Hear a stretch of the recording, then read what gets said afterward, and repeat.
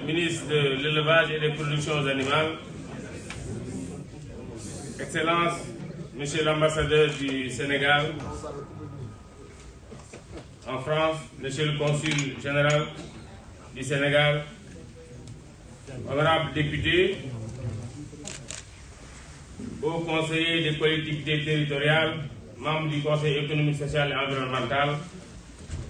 Monsieur le Président de l'Union des chambres de commerce et d'industrie du Sénégal,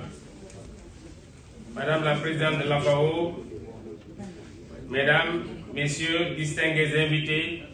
chacun à son titre, rang et grade.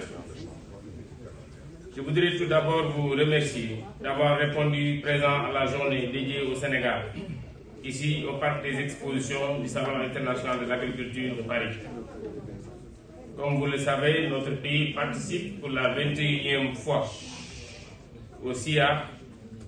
du 25 février au 5 mars 2023 à Paris pour assurer la promotion du secteur agro-silvopastoral sous toutes ses formes dans la perspective de renforcer le positionnement de ses produits et services sur le marché international, le marché européen en général et français en particulier, et de tirer profit des succès et expériences des autres pays et présenter nos grandes potentialités agricoles. Cette année, le ministère de l'Agriculture, de l'Équipement et de la Souveraineté alimentaire compte pérenniser les acquis importants des éditions passées afin de mieux assurer la promotion de notre secteur agricole. Mesdames et Messieurs, depuis 2014, l'agriculture sénégalaise montre un nouveau visage, celui du progrès qui permet d'affirmer, sans risque de nous tromper, qu'elle est en train de jouer pleinement son rôle de moteur de l'émergence. Et quand je parle de 2014, je ne peux pas ne pas nommer, Excellence, l'ambassadeur Pape Abdoulaye Seck, ancien ministre de l'Agriculture, parce que c'est lui qui a mis le fracas. C'est lui qui, en 2014, conduisait, mettait en œuvre du match la politique de son Excellence, M. le Président de la République. Merci d'avoir répondu à notre invitation, Monsieur le ministre Pape Abdoulaye Seck. En effet, avec l'avènement de la COVID-19, le Sénégal a élaboré et adopté le plan d'action prioritaire ajusté et accéléré en vue d'atténuer les effets négatifs de la crise, de relancer les activités socio-économiques et de se remettre sur la trajectoire de l'émergence. À ce titre, notre gouvernement a fait de l'agriculture un des secteurs moteurs de la relance économique et sociale afin d'atteindre dans les meilleurs délais notre souveraineté alimentaire. Pour concrétiser sa vision d'un plan Sénégal émergent à l'horizon 2035, Son Excellence Macky Sall, Président de la République, nous a donné des moyens d'œuvrer à l'atteinte de l'objectif d'une agriculture compétitive, diversifiée et durable. Et à ce propos, que le secteur agro-silvopastoral et halieutique a élaboré et finalisé la stratégie nationale de souveraineté alimentaire, SAS. Quand le président cherchait le terme en conseil des ministres, il a dit le moyen du SAS, stratégie de souveraineté alimentaire. Je pense que les agriculteurs connaissent ce que c'est que SAS. Qui se veut consensuel, pragmatique et durable,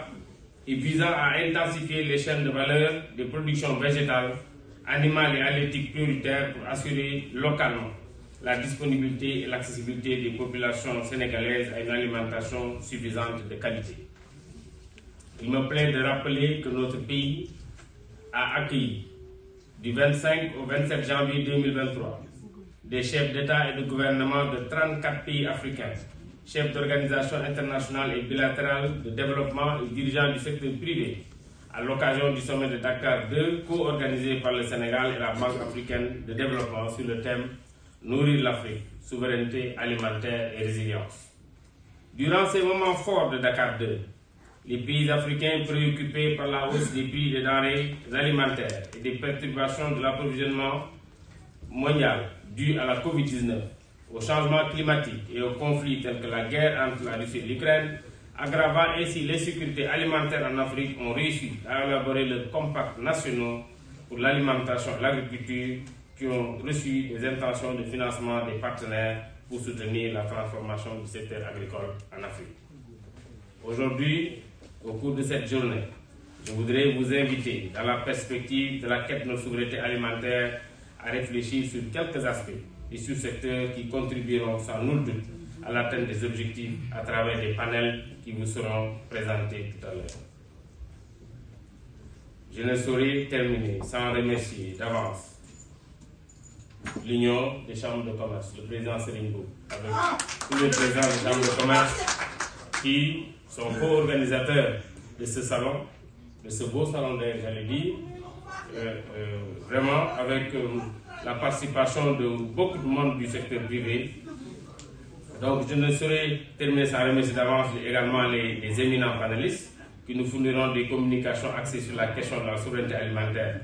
Je remercie au nom du gouvernement toutes les institutions, les structures étatiques et non étatiques, les bonnes volontés qui ont eu à participer à ce salon.